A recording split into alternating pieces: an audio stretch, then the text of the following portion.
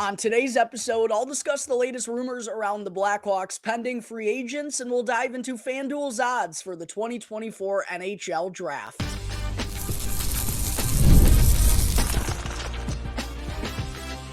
You're Locked On Blackhawks, your daily podcast on the Chicago Blackhawks, part of the Locked On Podcast Network, your team every day. What's going on, everyone? Welcome back to another episode of Locked On Blackhawks, part of the Locked On Podcast Network, your team every day. As always, just a reminder off the top to please go and hit that like button, comment down below, and subscribe to Locked On Blackhawks on YouTube. That's the best way that you can show some support, all of which is 100% free. It won't cost you anything and really does go a long way for yours truly. And last but certainly not least, got to let you all know that today's episode is sponsored by Game Time. Go and download the Game Time app right now, create an account, and use the promo code LOCKDOWNNHL in all caps to get $20 off to the sporting events, concerts, or theater events near you. All right, good afternoon, everyone. Again, thank you all for joining me on another episode of Locked On Blackhawks, your one-stop shop for all things Chicago Blackhawks. We got another beefy episode on tap here today as we continue to inch closer towards the 2024 NHL Draft and free agency. It's also worth noting that some notable dates are coming up as the buyout window officially opens up tomorrow and runs through June 30th, which is Sunday, while qualifying offers for pending restricted free agents are also due Sunday, June 30th as well. And the Blackhawks have been kind of twiddling their thumbs around some of their RFAs. It feels like it's coming down to a last-minute decision for some of them, but with that date coming up and then obviously free agency coming on Monday, I thought it would be a nice little reminder here on the show to go over all of the Blackhawks pending restricted and unrestricted free agents, talk about each of them and what their specific future holds over these next handful of days. So getting into the Blackhawks unrestricted free agents, things are pretty clear-cut here at this point in time on the NHL roster. It's Tyler Johnson, Colin Blackwell, Jacob Magna, Jared Tenorti, Nikita Zaitsev, David Gust, Mike Hardman, Luke Philp, and Rem Pitlick from the Rockford Ice Hogs as well. We know Tyler Johnson basically declared himself as a free agent during his exit interview. It didn't sound like he really enjoyed his time here in Chicago, and I don't really blame him. He suffered a lot of losses, suffered some injuries as well, and was coming from a place in Tampa Bay where he got very accustomed to winning. Seems like he wants to go back to that, is going to hit the open market. Colin Blackwell, he is kind of the one interesting UFA here for the Blackhawks, because when he has been healthy, he has done some really good things, and you could tell just how much being healthy and playing consistently meant to him when he got back on the ice, earlier on the season. Really made his impact felt right away. I feel like he could be a good veteran presence. However, because of his age, the injury concerns, and just from a sheer numbers perspective, it seems unlikely that Colin Blackwell is going to come back. And according to Ben Pope of the Chicago Sun-Times, he also agreed that it seems unlikely for Blackwell to return due to his injury risk. As far as the defensemen go, Jacob Magna, don't think he's getting a deal. Jared Tenorti's not going to get one. Nikita Zaitsev already has signed over back in Russia. As far as the Rockford Ice Hogs UFAs, Gust, Hardman, Philp, and Pitlick, I feel like Pitlick is probably want to go and test the waters and maybe see if he can get an NHL deal elsewhere. I feel like Luke Philp has had some injury concerns. Maybe they bring him back, but I could see them going in a different direction. Maybe Philp wanting to go in a different direction himself. I think Gust and Mike Hardman are the two guys, the two UFAs that we could see Rockford potentially bringing back here. As far as the restricted free agents go, this is where things are a little bit more complicated. They got Joey Anderson, Taylor Raddysh, MacKenzie Entwistle, Reese Johnson, Michael Tepley, Louis Crevier, Isaak Phillips, Philip Ruse, and Jackson Stauber. Starting with Joey Anderson, according to Ben Pope of the Chicago Sun-Times in a recent article that he posted, Joey Anderson is likely to be re-signed. I don't know honestly what's taking so long. I thought that would be a pretty clear-cut decision based on how he played last season and really emerged as an effective shutdown defensive forward along with Jason Dickinson. I think it's pretty obvious that he's going to come back. Taylor Raddysh is a really interesting one, though, Blackhawks fans. It sounds like, the Blackhawks are still weighing their options, one of those that could be coming down to the wire. Ben Pope reported that Raddysh has made it abundantly clear he does want to stay in Chicago and try to find that form from the 2022-2023 campaign. However, the Blackhawks still haven't tipped their hand, and I think it's just because there are so many revolving parts right now in terms of the pieces they're trying to add in the free agent market, a couple of the RFAs that they have to decide upon. One of them we know is not going to be coming back, and that's Reese Johnson. That got announced probably over a week ago now. Unfortunately, Reeser isn't coming back. MacKenzie Entwistle, I feel like, is right there with Taylor Raddysh on the fence.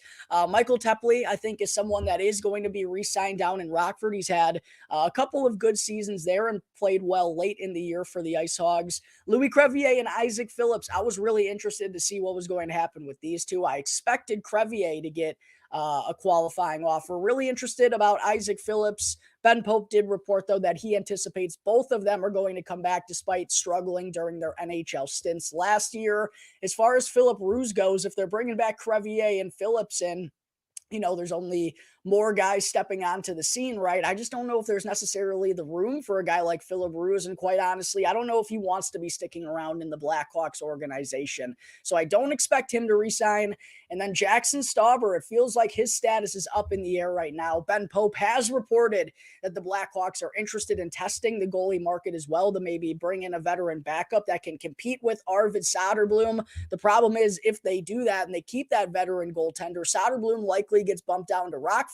We know Drew Commesso is going to be there. Do they want a three-headed tandem down in Rockford? I don't know. Unfortunately, they have to make this decision right here, right now, before they see how things kind of unveil themselves during training camp. That's kind of the hard part. I would like to think Jackson Stauber is coming back based on how well he played late in the year and got the Ice Hogs into a good spot in the Calder Cup playoffs and was their starter during that stretch, but it's tough. It's going to come down to the nitty-gritty here. As far as some predictions go, the guys that I do believe are going to come back, Joey Anderson, I think absolutely deserves it. Out of the UFAs, I don't think we're going to see any of them coming back. I think Johnson's gone. I think Blackwell's gone. Megna, Tenorti, Zaitsev, obviously. Gustin Hardman as depth guys.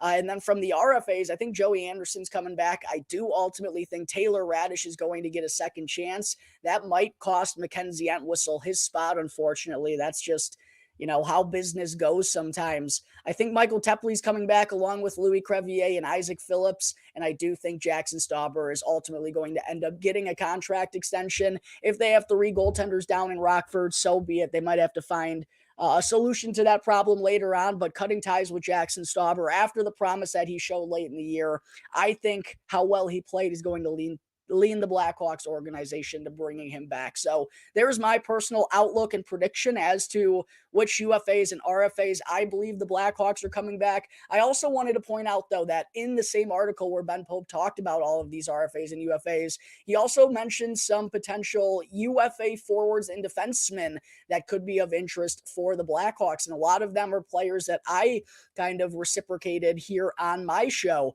He mentioned Jonathan Marchessault, who I think would absolutely have to be willing to take a short-term deal to sign here at a high AAV. That's the only contract that he would get from the Blackhawks. Sean Monahan was listed if he leaves the Winnipeg Jets. Tyler Toffoli is someone I mentioned, as well as Teuvo Teravainen, Max Domi, Anthony Mantha could be interesting.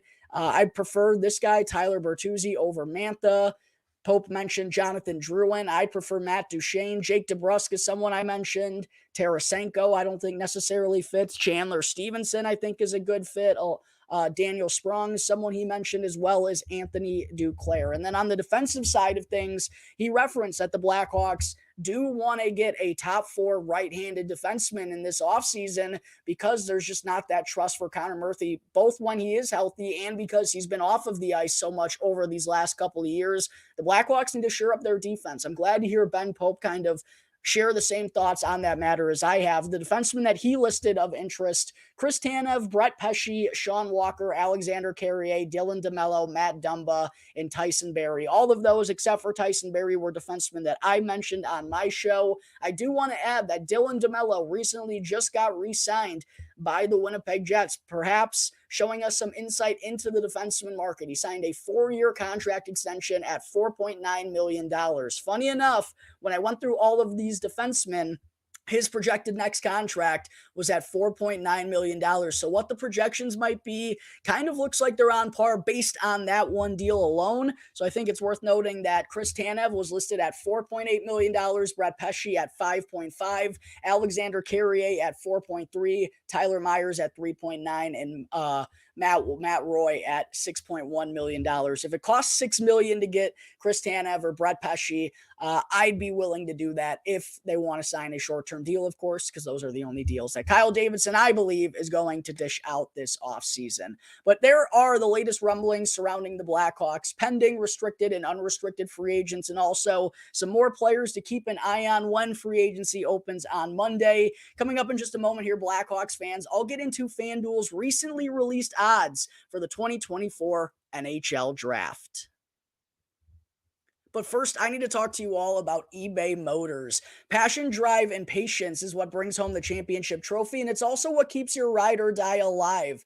And eBay Motors has everything that you need to maintain your vehicle and to level it up to peak performance. From superchargers, roof racks, exhaust kits, LED headlights, and more. Whether you're into speed, power, or style, eBay Motors has got you covered. And with over 122 million parts to choose from, you'll always find what you're looking for. Plus, with eBay Guaranteed Fit, your part is guaranteed to fit your ride every time, or else you'll get your money back. So keep your ride or die alive at ebaymotors.com. With all the parts that you need at the prices you actually want, it's easy to turn your car into the MVP and to bring home that championship trophy. Because with eBay Motors, you're burning rubber, not cash. Again, that's ebaymotors.com. Eligible items only and exclusions apply. eBay Guaranteed Fit only available for U.S.-based customers.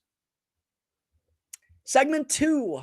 FanDuel recently dropped their odds for the 2024 NHL Draft. Make sure to go and check them out. Download FanDuel or visit FanDuel.com/lockedon. And if you're not already signed up there, you can get bonuses and daily boosts all summer long. But not only do mock drafts, which I've gone through 4 of them now here on the show, provide us some insight on what some teams could be thinking, how draft analysts and scouts think the first round is going to shape out on Friday at the Sphere in Las Vegas. But the betting odds also can provide us a little bit of the story, or tell us a little bit of the tale, at least what the market is kind of thinking, what these organizations are going to do as well. So I thought it was worth bringing up here on today's show. And again, go and check out FanDuel if you want to get in on any of the action. And as a reminder, the NHL awards are tomorrow night as well. You can go and find the odds listed for most of the awards on FanDuel. Connor Bedard going to be winning the Calder Trophy for the NHL Rookie of the Year tomorrow. No surprise there. Sorry to all the Brock Faber fans. That isn't going to happen. You want to know why? Well, because it's pretty obvious that Connor Bedard was the best rookie this year, unbiasedly, in my opinion. But FanDuel doesn't even have it listed anymore. You can't even bet on the Calder Trophy odds because Connor Bedard's odds are too large. And same thing for the number 1 overall pick in this year's draft. You can't even bet on what the San Jose Sharks are going to do at number 1 because it's pretty clear-cut.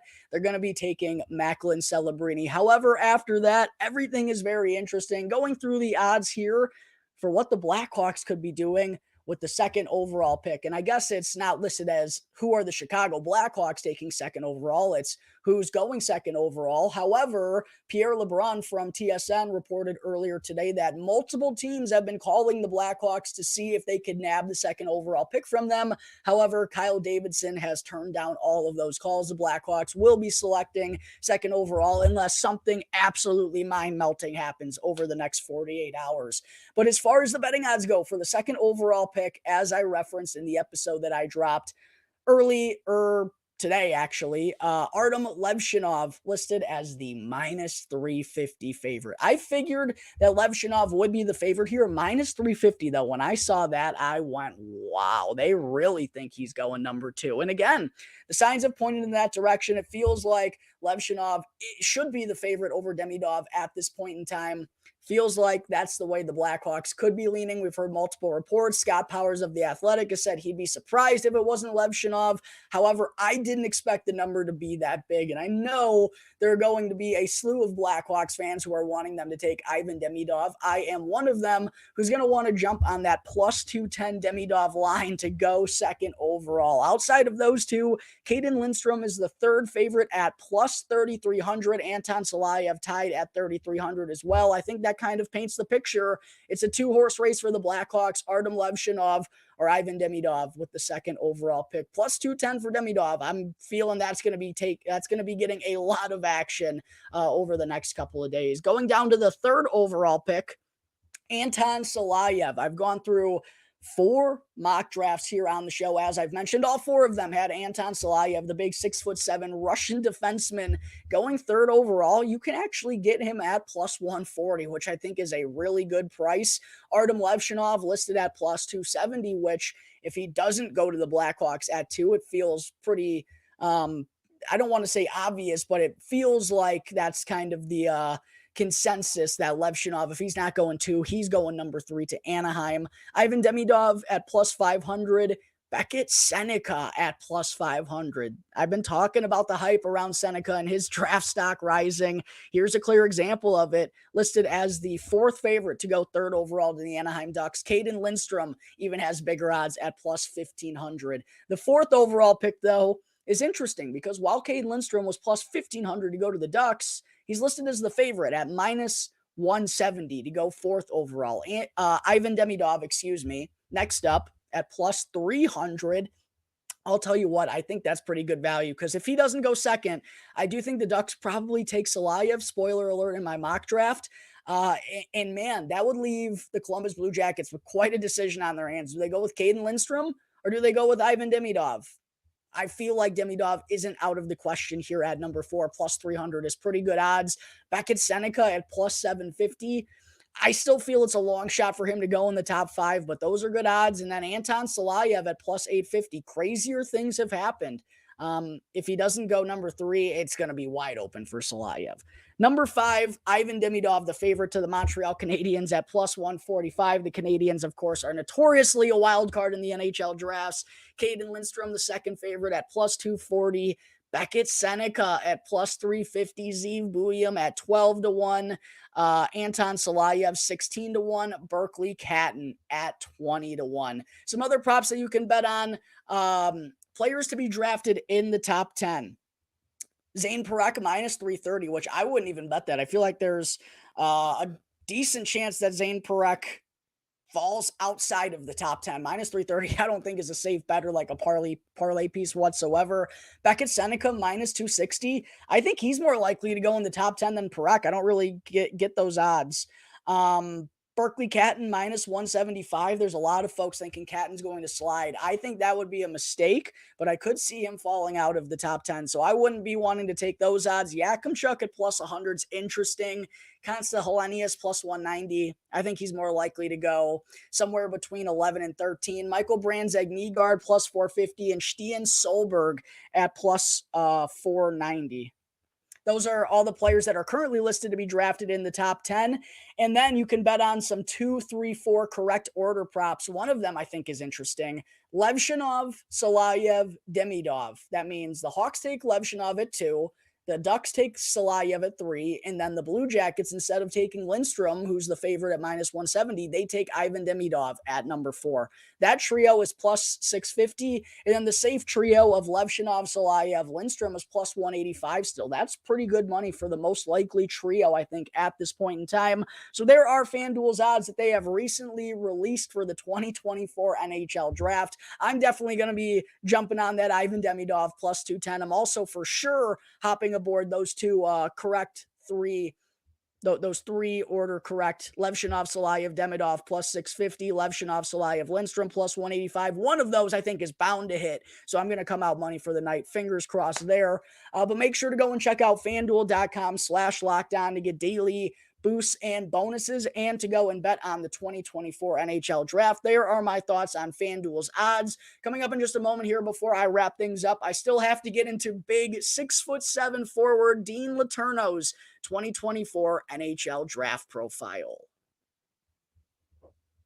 But first, I got to talk to you all real quick about Game Time. You shouldn't have to worry when you're buying tickets to the next ball game that you want to attend, and I'm here happy to announce that Game Time is now an authorized ticket marketplace of Major League Baseball, which makes getting tickets both faster and easier. Plus, prices on the Game Time app actually go down the closer it gets to the first pitch. And with killer last-minute deals, all-in prices, and their lowest price guarantee, Game Time helps take the guesswork out of buying MLB tickets. And I've been using Game Time since I was back in high school, probably close to 10 years ago now, when I was going down to the United Center to watch the Blackhawks in their heyday, or watching those great Cubs teams that finally won the World Series. And I still use Game Time to this day to go see Connor Bedard down at the UC, or even if I'm traveling in another city and want to go and see a comedy event with one of my buddies, or want to go and catch a concert, I always make sure to check out Game Time first, because it's the fastest, cheapest, and easiest way for me to purchase all of my tickets. Plus,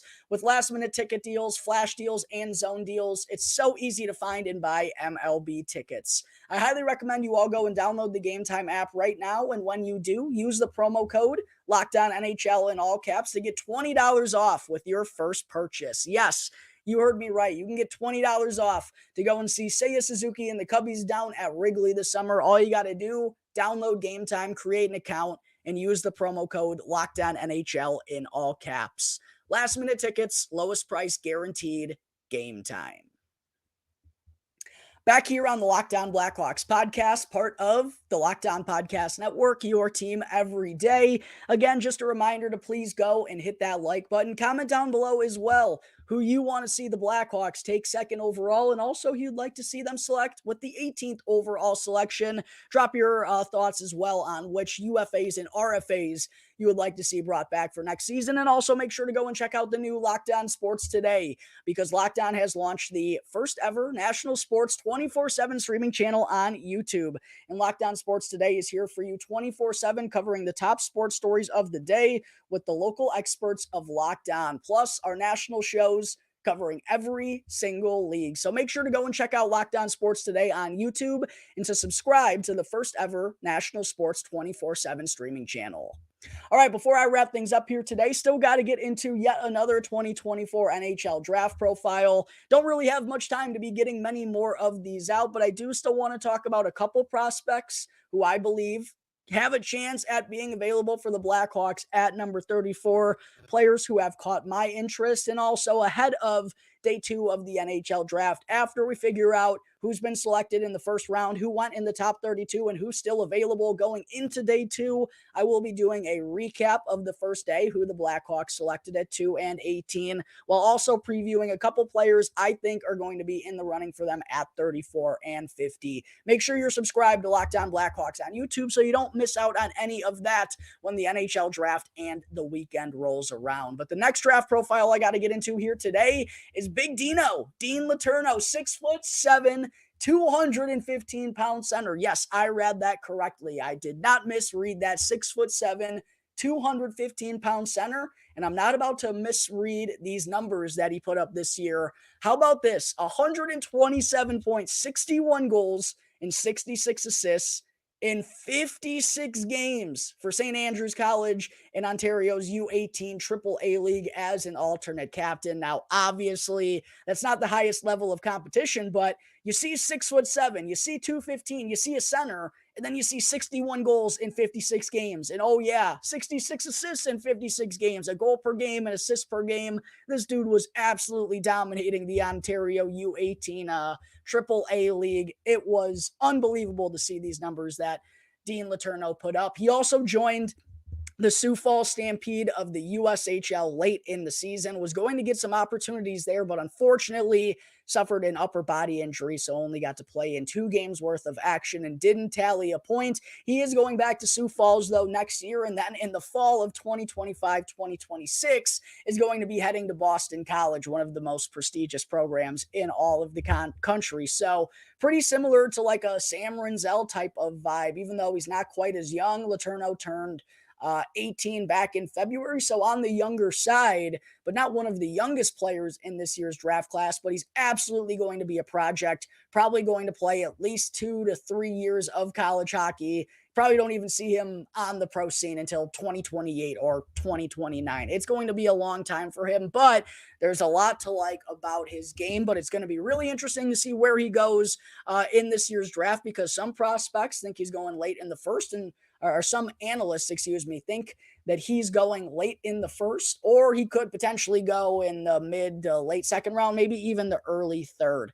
As far as the rankings go, 32nd by elite prospects, 36th by Bob McKenzie, 69th by Craig Button, 51st by Tony Ferrari, 44th by McKean's Hockey, 32nd by Chris Peters, 29th by Daily Faceoff, 30th by Sportsnet, and 55th by Dobber Prospects. So a lot of variance, as I kind of outlined, but breaking down the strengths and the weaknesses for old Dean Letourneau. First thing that jumps off the page is the size and the power that he plays with. I mean, 6'7", you can't miss him out there on the ice.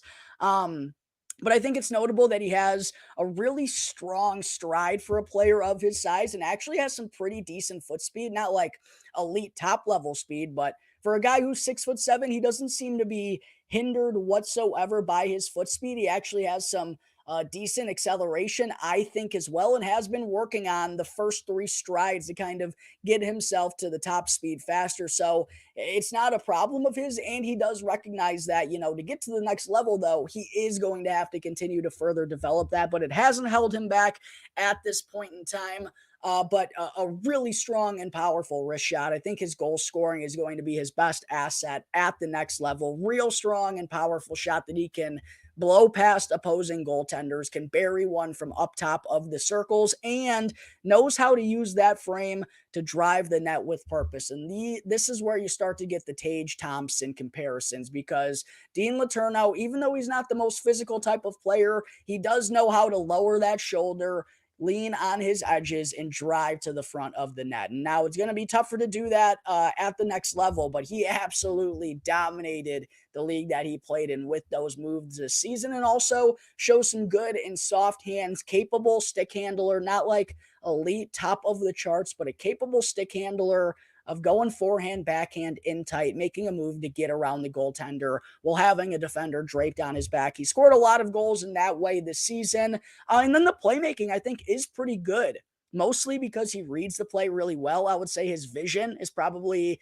his best outside of the shot, his best attribute when the puck is on his stick. It's not elite passing abilities, but he reads defenses really well. And he seems like a smart kid. And I've heard that from multiple scouts, someone who works really hard, positive attitude. Warren A for St. Andrews is a leader on and off the ice. So a lot of good intangibles, but it's just a really smart kid in general and knows how to read defenders, has really good give and go passing abilities. That's one thing that jumped out to me when I watched a lot of his highlight footage. And then, yeah, as I alluded to, a decent stick handler and a capable puck carrier. I don't think he's going to be a dominant puck carrier at the next level, but he is capable, and that's what you want to hear of a player of his size who has a lot of runway and is going to, be getting some further development over the next couple of years.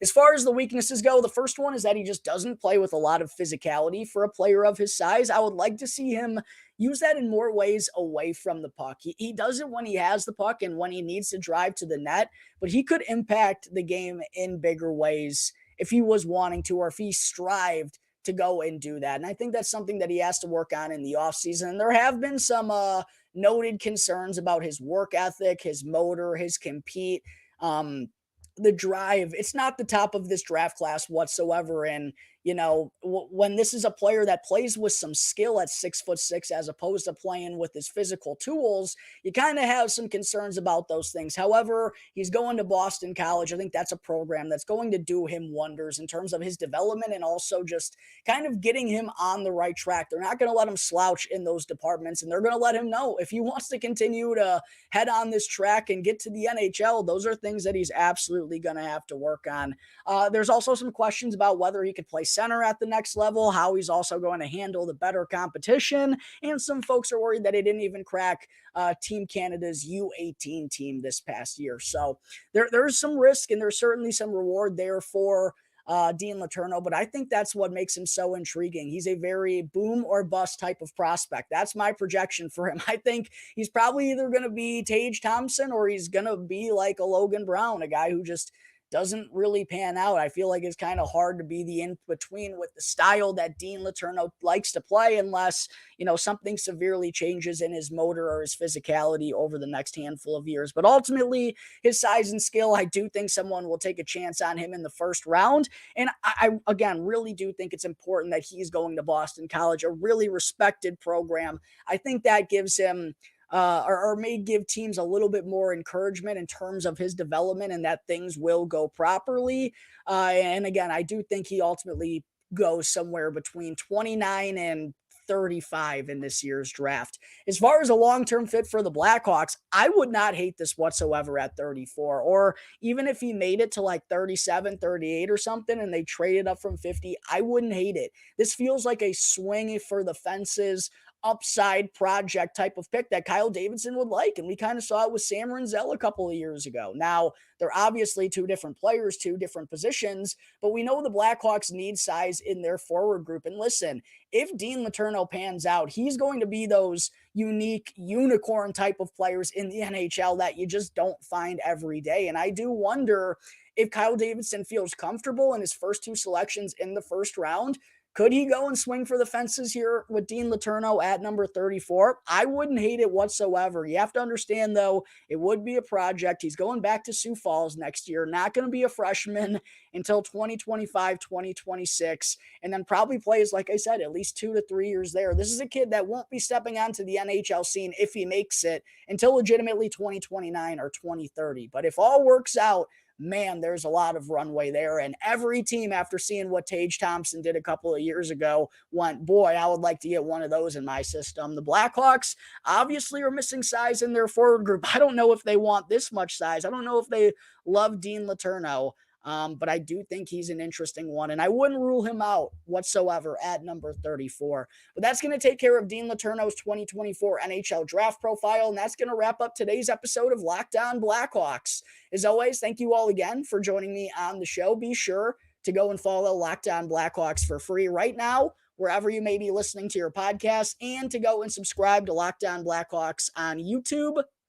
That way you can get the latest episode as soon as it's available each and every day. As always, I'm your host, Jack Bushman. Find me on X at JackBushman2 and check out my Strictly Blackhawks account at Talkin' Hockey for all the latest Blackhawks news and updates. So until tomorrow's episode, everyone, which is going to be a good one, I'm going to be getting into my 2024 first round mock draft. Stay tuned for that. Until tomorrow's episode, everyone, stay safe. Enjoy the rest of your days. I'll see you next time on the Locked On Blackhawks podcast, part of the Locked On Podcast Network, your team every day.